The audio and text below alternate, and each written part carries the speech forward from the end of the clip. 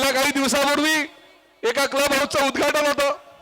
आदरणीय पवार साहेब त्या ठिकाणी आले होते. संजीव नाईकांनी सांगितलं माझ्या खासदार निधीतून मी तो क्लब बांधतोय.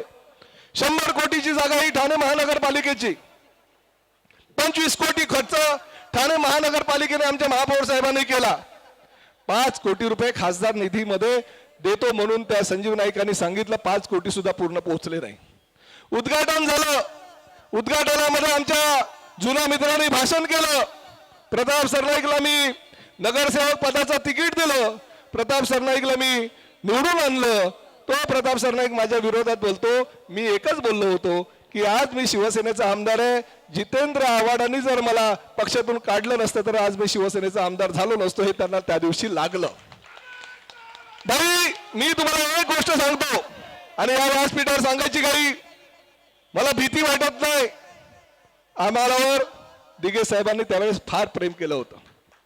अनंतरे साहेब त्यावेळेस महापौर होते. रमेश वैती साहेब महापौर होते.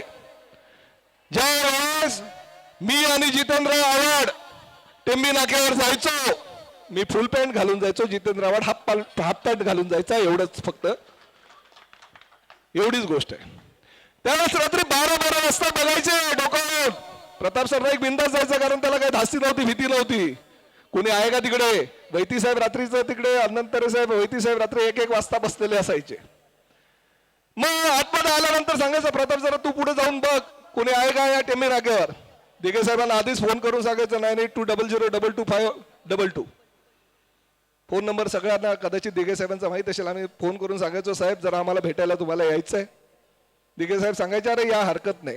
साहेब काही नाही ते परिवहन समितीचं उद्या बैठक आहे. माझं टायर रिमोटिंगचं काम आहे. ते कामाचं टेंडर जर मला मिळालं तर बरं होईल.